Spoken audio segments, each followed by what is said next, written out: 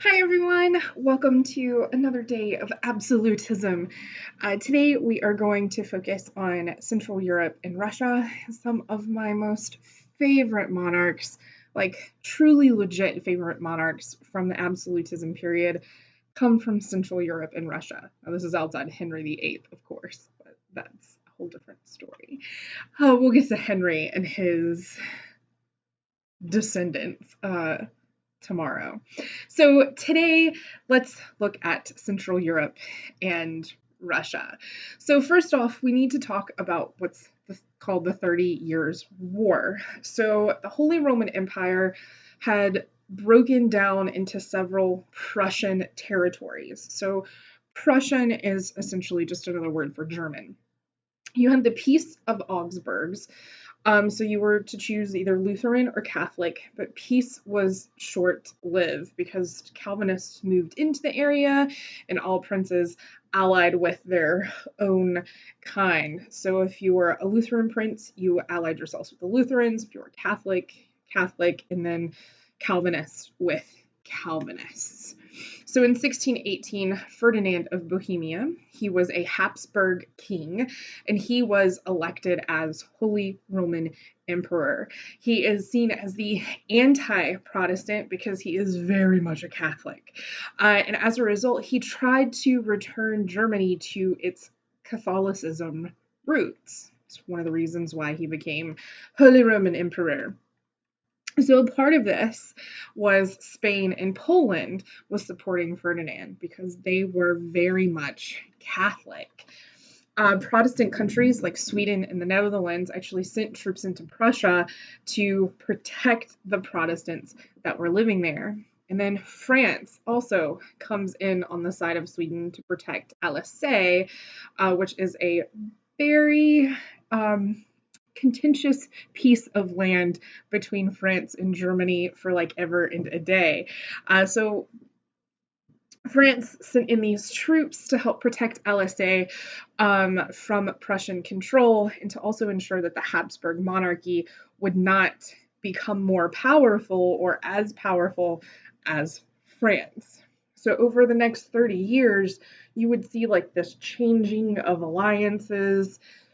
It was just a lot, y'all. It was way too much. War actually led to starvation and famine and disease, and the area was left severely depopulated because of this.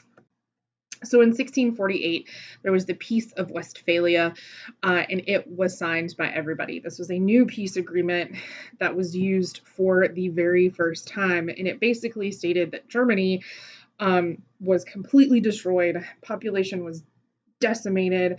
There was like no agriculture industry and their economy was totally destroyed. So Prussia would remain fragmented because of this. German princes would be independent of the Holy Roman Emperor, so they could choose in these different provinces of Germany and Prussia, like they were independent. Then you also had Spanish and Austrian Habsburgs who lose a lot of their power. The only clear winner in all of this was France because they actually gained territory from both Spain and Prussia, including Alsace. So at the beginning of this war, when France sent in troops, they didn't even control the Alsace region. Germany did, Prussia. That was Prussian land, but at the end of it, France walked away with it. This effectively ended the religious wars in Europe. But the most important thing to come out of the 30 Years' War was that this was the beginning of the modern state. There were no more religious empires. The people in charge were now seen as being secular leaders. Now, yes, they still believed in their faiths, but it was no longer controlled by religion. And as a result, this whole power vacuum kind of happened in the central part of Europe, and it would be filled by two German-speaking families, of which we are about to talk about. So this is what Europe looked like as a result of the 30 Years' War. So you can see in the pink here that the Austrian Habsburgs controlled much of the territory in Eastern Europe, whereas the Spanish Habsburgs kind of went out in Spain, parts of Italy, and then you have parts of this Alsace region. The outline here that you see in this dark kind of purpley pink color, that would be the boundaries of what's called the Holy Roman Empire. And as you can see, it doesn't even include Rome. These are still the papal states. Rome hasn't even organized as a modern state yet. The 30 Years' War is actually what starts the modern state. As you can see, you have Portugal and Spain and France, and then, Poland and Russia. But everybody else kind of hasn't gotten their act together just yet. We'll see that later on. You also see that these Prussian like kingdoms, the principalities, these would remain independent of this Holy Roman Empire that you see here. So let's talk about the Habsburgs in Austria for a second. So from 1721 until 1722, this is what the Austrian Empire and the Prussian Empire really look like. As you can tell, the Habsburgs, the Austrian Empire, was dominating, especially in the Central Europe region. Now, you also have several different Prussian kingdoms that would pop up. So you have the Brandenburg Prussian kingdom, then you have the Prussian expansion twice, twofold, as you can see where it gets a little darker with the pink colors. So before we get into Prussia, let's talk about Austria. In particular, Maria Theresa. She is a Habsburg princess and she would rule for 40 years. And she was definitely the absolute monarch of Austria. She controlled a very diverse population. If you go back to the map, you will see that. She inherited her throne from her father, Charles VI. Yeah, they all have the same names. Yay for Roman numerals.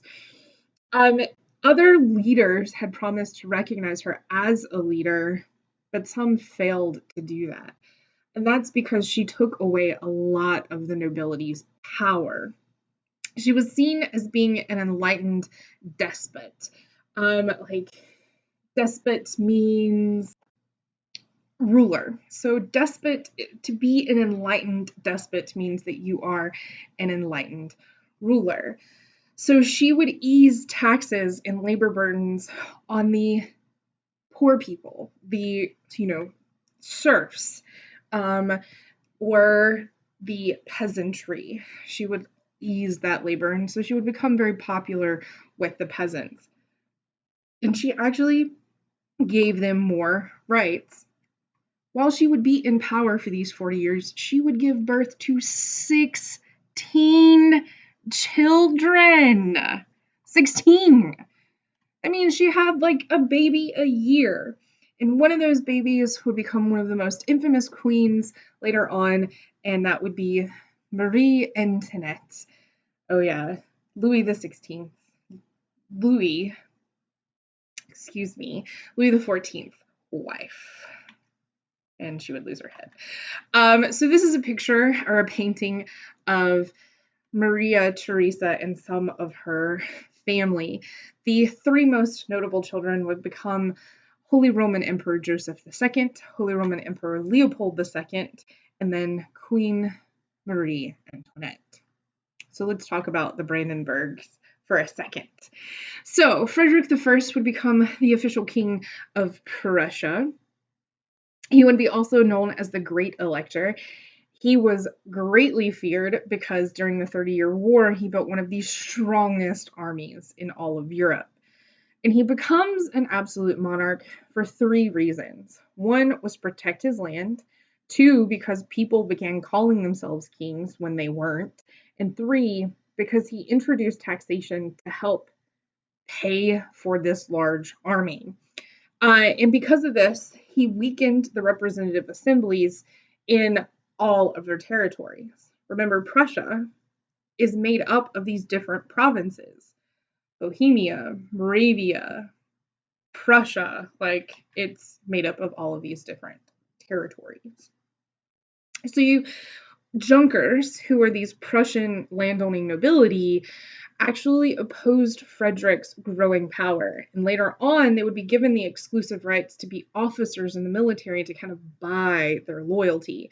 So Prussia becomes a strictly controlled, highly militarized society. He wasn't playing around. So then Frederick II comes along, and he would take over as King of Prussia. Now, some argued that his childhood wasn't military enough because his interests laid in poetry and music and philosophy. So he plans to run away with a friend, but he gets caught. And that's where things turn really bad for Frederick II because he was forced to watch his friend get beheaded. And this leaves him extremely bitter memories of this entire event. And that kind of hardens him as a ruler. Because once he is king, he follows his father's military policies. He did soften some of his father's laws because he encouraged religious toleration, and he also instituted some legal reforms. He believed that a ruler should be more like a father to his people than a tyrant. So then we have the War of Austrian Succession, because Frederick II of Prussia wants to control Hungary and Silesia. Silesia was this area that produced a lot of iron ore and textiles and food products, which means if you controlled that, then you controlled a huge market and made a ton of money. So he doubts Maria Theresa's power, and Maria Theresa actually gathers an army, and together with Britain and Hungary, they go to fight Prussia and France. Yes, Germany and France were on the same side in this war over who's in charge. As a result of all of this, though, Maria Theresa loses Silesia because she went up against one of the strongest armies in Europe at this point in time. And this leaves Prussia unified under one nation for the first time since the fall of the Roman Empire, and they become a major power in Europe. So, as you can see, the light purple in the purple is Prussia. Then you have in green, you have Austria and Hungary, and in the light green up here, you have their allies. And this is where you see most of the fighting going on. And it's inside the bounds of this Holy Roman Empire. So, Maria Theresa makes an alliance with France. So she switches sides. She switches alliances because she aligned herself with Great Britain. And then Frederick the Great signs an alliance with Great Britain. So they both swap sides in all of this. Austria and France and Russia versus Prussia and Great Britain. This is the first time that Russia plays any role whatsoever in European affairs. So Frederick actually attacks Saxony, who is an Austrian ally, and that's officially when the 7 Years' War begins. This is also known as the French and Indian War here in the United States because the French and Indian War were going on at the exact same time as the 7 Years' War. And the British actually emerge as the victors in both of these wars in the United States and in Europe. And then the French actually lost all of its colonies in North America because the French had no money to pay for both of these wars. And we'll talk way more about this in the future. So let's put a pause on Central Europe. So let's leave off at the 7 Years' War. Let's go into the Russian monarchs. So take a look at this map. What do you think might be some challenges that Russia would face because of its location? Really think about where its cities are located and what economic, social, and political issues there may be from this picture. Because everything that is highlighted in color here is Russia. So think about this for a second, right? Some of the major problems would be that all of this territory is uninhabitable. You just you can't live there. It's the tundra. This is Siberia. So you have very few cities that are along this southern border because that's essentially the only place that is habitable. So most of the Russian cities lie here in what's called Eastern Europe. So let's talk about Ivan the Terrible. He was handed the throne at age 3. He is the first Russian ruler to take the title of Tsar, which is Russian for emperor. You had the boyars, which were the Russia's version of the land owning nobles, and they competed with Ivan over who had the most power. Now, from 1547 to 1560, Ivan was considered the good leader, right? He added lands to Russia, gave the Russian code of law, and ruled very much in a justly manner. But things changed greatly when Ivan's wife, Anastasia Romanov, passed away. Ivan, after that, would be married 7 different times, sometimes divorcing his wife just after a week of marriage. Dun, dun, dun. So, really, Ivan's bad period starts in 1560 when Anastasia dies. Most people actually think that she was poisoned by the boyars. So, as a response, Ivan creates the secret police force who hunted down and murdered people who Ivan considered a traitor.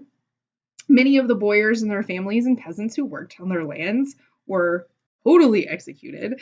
He ends up taking the lands and makes a new class of nobles who were 100% loyal to him. And they were only loyal because they didn't want to die. That's the way things go. In 1581, Ivan actually kills his oldest son during a quarrel. And that is actually when people started to question his mental state. Ivan's second son is actually the one who is mentally and physically incapable of ruling and actually dies a few years later without any heir.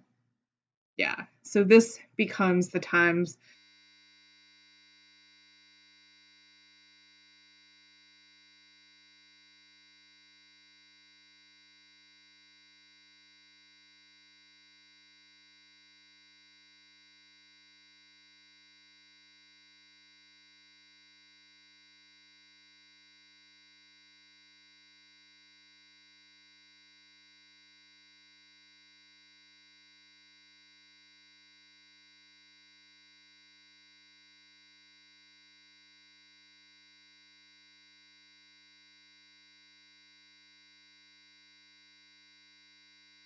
troubles in Russia because the boyars want the power.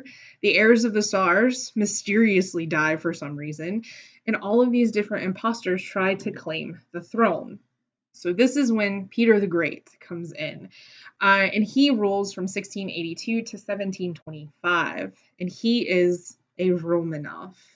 Um, he was just 10 years old when he was chosen to be Tsar, and he is Peter the First. He was the grandnephew of Anastasia, and that's why he was chosen by Russian leaders to be the Tsar, because he was related to the queen. And this is when the Romanov dynasty officially begins, and it would last for just about 300 or just over 300 years. During this time, Russia was isolated physically and culturally from the rest of Europe. Well, thankfully, Peter studied Western technology and he actually worked in a shipyard. So his goal of ruling Russia was to westernize it. And that is what he did. He instated a policy of westernization. But it took some persuading to change the Russians' way of life, and that proved to be really difficult. So Peter became one of the most autocratic rulers of Europe's absolute monarchs. And that's because he insisted that the boyars, the nobility, would shave their beards and start wearing a Western style of clothing. As you see from the picture here, he could have been, the king of France or Prussia or, any European country. He used autocratic methods to push through social and economic reforms, basically not giving anybody the choice. You did it or you died. And then he brought all Russian institutions under his control. He imposed policies that actually caused the spread of serfdom. Wah, wah. So, some of the major westernization that he did was he, one, brought the Russian Orthodox Church under state control. He reduced the power of the boyars greatly. He recruited men from the lower ranking families and promoted them to positions of authority and gave them land, so either authority in the military or authority in his government. He would hire European officers to train Russian soldiers to be incredible fighters. And then he would force changes to the diet of the Russian people. Peter was the one who introduced potatoes to Russia. Of all things, potatoes. Ask me about it, and I'll tell you a funny little story. So he also started Russia's first newspaper, and he would raise women's status greatly. And he put a great emphasis on advancing education in Russia. He would go on to create the largest standing army in Europe. He set out to extend the Russian borders. He unsuccessfully fought the Ottomans in an attempt to gain a warm water port for Russia, so meaning a port in the Middle East. He engaged with a long war in Sweden and would actually win the land because the Baltic Sea was one of the worst to actually sail across, and he used it to his advantage. He created a new capital city called St. Petersburg. I know, really creative there, Peter. Really narcissistic. He would also hire a navigator to set out and explore the Bering Strait. So this is the area between Siberia and Alaska. Like, you can actually be in Alaska and see into parts of Russia.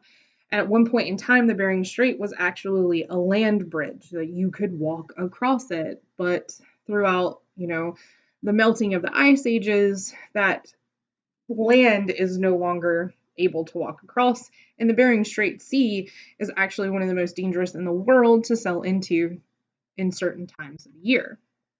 By doing so, he actually extended Russian territory into the Pacific Ocean. That's a pretty big deal, right? Like, he took Russia from just like this little piece here to all of this, right? And in doing so, he would actually expand a network of trade. That's awesome, right? Well, a few rulers later, you would see the emergence of Catherine the Great. Now, Catherine the Great was married to Peter III, who was not great at all. Not great. A number of monarchs would come and go between 1725 and 1761, and Catherine would take over as Caesarina in 1762, and that's because she had married Peter III, who was a man-child and didn't care about actually being a ruler to any country. So she actually overthrows him in a coup. She actually convinces people in the court to support a coup, which is a sudden, very illegal overthrow of the government. And as a result, Peter III was sent to prison, where he eventually dies. A very brutal death, and Catherine would pardon his murderers. Dun, dun, dun. Now, Catherine was from Germany. She was from Prussia, and she was very much into the Enlightenment. So when she initially took over, she was open to the reforms of the French Revolution. And rebellion at home actually led her to become more oppressive because she saw what was happening. Like, she thought the reforms of the French Revolution in theory were great, but when they played out, that was like, uh-oh, we got some issues here, guys. So she became more oppressive. She was seen as a very efficient and energetic empress who ruled in the tradition of absolute monarchs.